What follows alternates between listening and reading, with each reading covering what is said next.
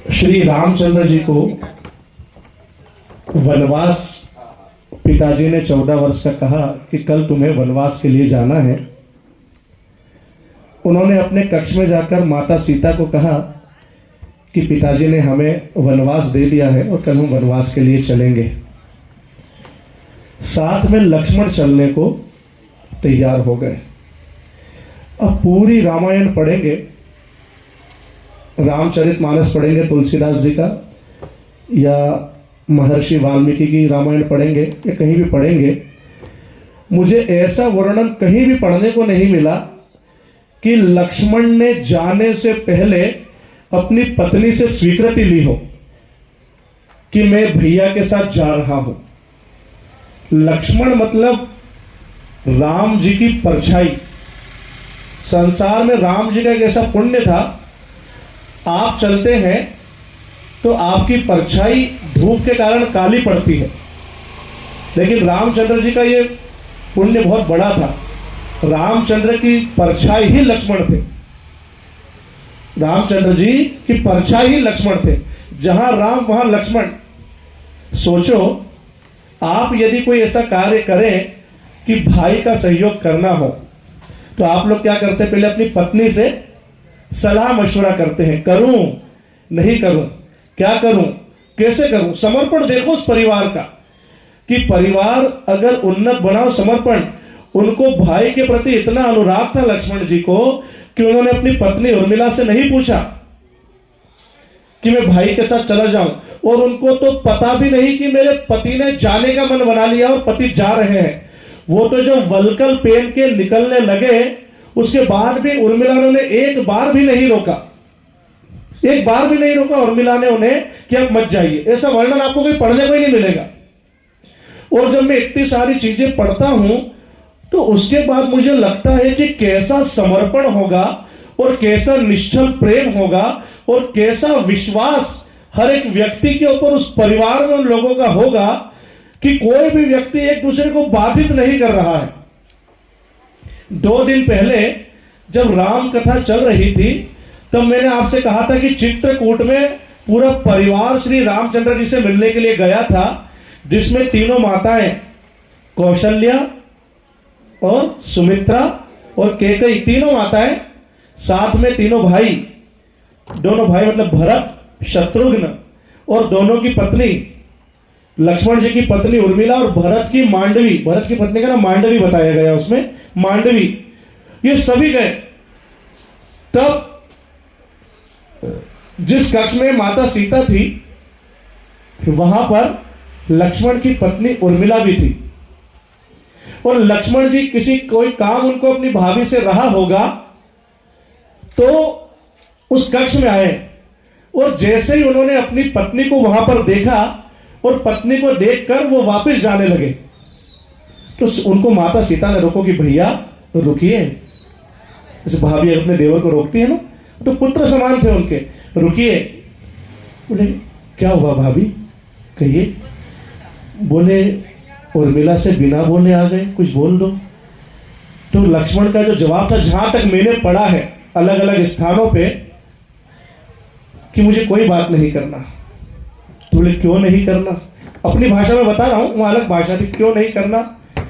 बोले मैं उससे बात करूंगा तो वो कमजोर पड़ जाएगी, मैं उससे बात करूंगा तो वो कमजोर पड़ जाएगी, मैं उसको कमजोर नहीं करना चाहता हूं। मैं बस एक ही निवेदन करता हूं कि हम दोनों भाई और हम यहां पर हैं, तुम तीनों माओं का बहुत अच्छे से ध्यान रखना। एक ही शब्द कहा था बस लक्ष्मण ने उर्मिला से कि तुम तीनों माओं का बहुत अच्छे से ध्यान रखना। जो आज्ञा, बस जो आज्ञा, एक शब्द अपने पति से नहीं कहा उस पत्नी ने। सोचो परिवार कैसे चलता होगा। परिवार ऐसे ही श्री रामचंद्र, रामकुल बनाना, रघुकुल बनाना इतना आसान नहीं है। यहां तो एक एक चीज, मुझे कितने ही परिवारों की तो एक दो चीजें ऐसी समझ में आती है कि मेरे देखने में आया। मैं ये नहीं कह रहा हूं कि आपके परिवारों में ऐसा होता है कि शादी के बाद जब पत्नी आ जाती है किसी व्यक्ति के पास, तो उसका जितना विश्वास अपने भाई पर होता है, उससे कई ज्यादा विश्वास वो साले पर करता है, और अपने घर से सारी आमदनी छुपा छुपा के साले के पास जमा करता है। क्योंकि पत्नी कहती है उसको कि सगे भाई पे विश्वास नहीं करना है, पैसा साले के पास जमा करो, मेरा भाई बहुत विश्वसनीय है, उस पर ज्यादा विश्वास होता है। मैं आपके घर की नहीं कह रहा हूं, ये मैंने देखा है प्रायः अलग अलग स्थानों पे। अगर आपको अपने परिवार को चलाना है और परिवार श्रृंखला को बहुत मजबूत करना है ना, तो एक बार आप लोगों को रामायण का बहुत अच्छे से पाठ करना चाहिए। और रामायण जो छंद में चलती वो रामायण नहीं, जो रामायण का भावार्थ है उस भावार्थ को याद रखना चाहिए। वो भावार्थ वाली रामायण जब आप पढ़ेंगे तो आपको पता चलेगा कि राम के कुल में मात्र केवल रामचंद्र जी ने ही संघर्ष नहीं किया, कुल का हर एक व्यक्ति संघर्षरत है, हर एक व्यक्ति। वहां देखो, एक दिन शाम को, रात को 9-10 बजे का समय होगा, मांडवी अपने महल की छत पर टहल रही है। जब माता कौशल्या ने देखा कि मांडवी अपने छत पे टहल रही है तो वो छत पर चली गई। बोले तू सोई नहीं? तो बोले माता मैं कैसे सो जाऊंगी, मेरे पति जाग रहे हैं, जब तक पति नहीं सोएंगे मैं सोऊंगी कैसे, मेरे पति तो सो जाए पहले। तो बोले कहां है? बोले देखिए वो वहां है। तो बोले वहां? तो अपने महल के बाहर एक कुटिया बना ली भरत जी ने। बोले मेरे कारण मेरा भाई 14 वर्ष तक वनवास में कुटिया बना के रहे और मैं महल में रहूं, ये 3 काल संभव नहीं है। मैं सारा राज्य उस कुटिया से चलाऊंगा। और वहां पे अभी दीपक जल रहा है, दीपक बुझा नहीं है, मतलब निश्चित ही अभी भरत जी किसी न किसी राज्य कार्य में लगे हुए हैं। मतलब हर व्यक्ति का अपना समर्पण है, हर व्यक्ति का अपना संघर्ष है। एक पत्नी ऐसी है जिसने अपने पति से यह भी नहीं पूछा कि आप क्यों जा रहे हैं। उसका पति मिला तो उसने एक ही बस विनय किया कि तीनों माओं का ध्यान रखना, उसने जो आज्ञा कहकर छोड़ दिया। एक भरत है, मैंने कहा था, जो बिना पाप के प्रायश्चित कर रहे हैं, वो उस राजमहल को भी नहीं भोग रहा है जो राजमहल उसको मिला है, जिस राजमहल के कारण इतनी बड़ी रामायण हो गई। वो राजमहल के बाहर कुटिया में रहकर दीपक जला के सारा राजकार्य कर रहा है। और एक उसकी पत्नी मांडवी है जो रात को छत पे टहल कर इंतजार कर रही है कि उस कुटिया में दीपक बुझ जाए और हाँ मुझे लगे कि मेरा पति सो गया, तब जाके मैं बिस्तर पर सोऊं।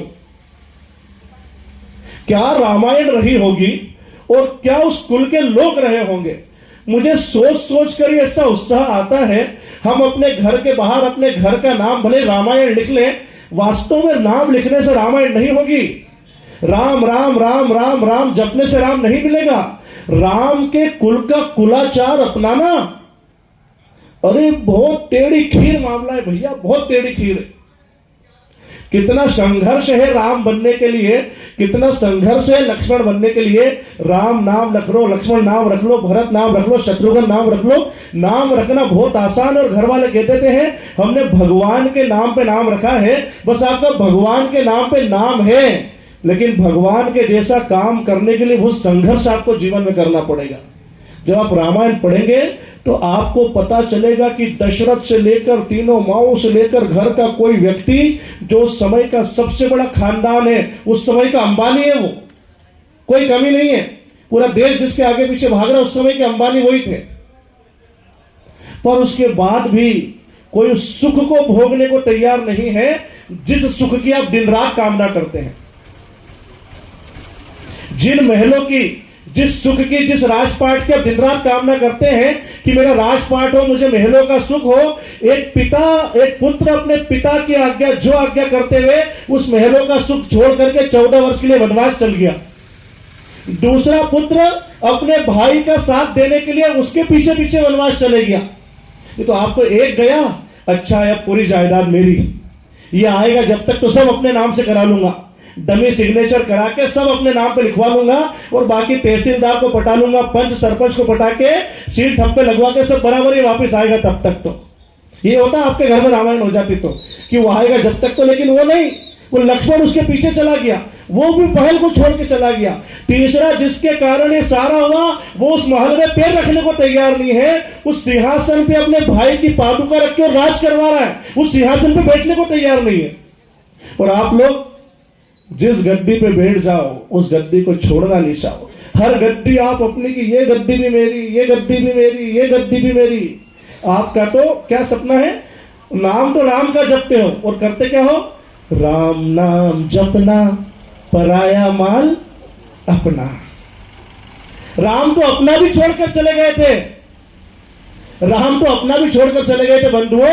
वो तो उनने अपने हिस्से की कभी चिंता नहीं की कि मैं 14 वर्ष बाद आऊंगा तो मेरा हिस्सा मेरे को मिलेगा कि नहीं मिलेगा।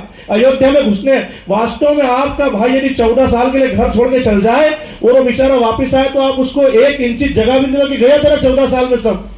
कितने अच्छे राम को मानने वाले निकलेंगे आप। तब तक तो 3 पंच सरपंच पलट के उसकी सिर ठप्पा लगा के और उसके कितने ही आप क्या कहते हैं उसको, चेन पेपर, 20 साल के चेन पेपर या पैसे रेडी करवा दोगे कि 14 साल का भाई आएगा तो उसको तो यह भी पता नहीं चलेगा कि मैं इस घर का बेटा भी हूं कि नहीं हूं। आप तो कूपन में से भी नाम कटवा दो उसका, इतने बड़े वाले हो आप कि वो तो हमारे घर का है ही नहीं। आपके घर की रामायण अलग है और राम के घर की रामायण बहुत अलग है। अगर आप चाहते हो कि आपके घर में भी राम की रामायण हो तो एक बार रामायण को पढ़ो और उसको पढ़ना मत, उससे सीखना, उसको स्वीकार करना, उसको ग्रहण करना। मैं फिर कह रहा हूं,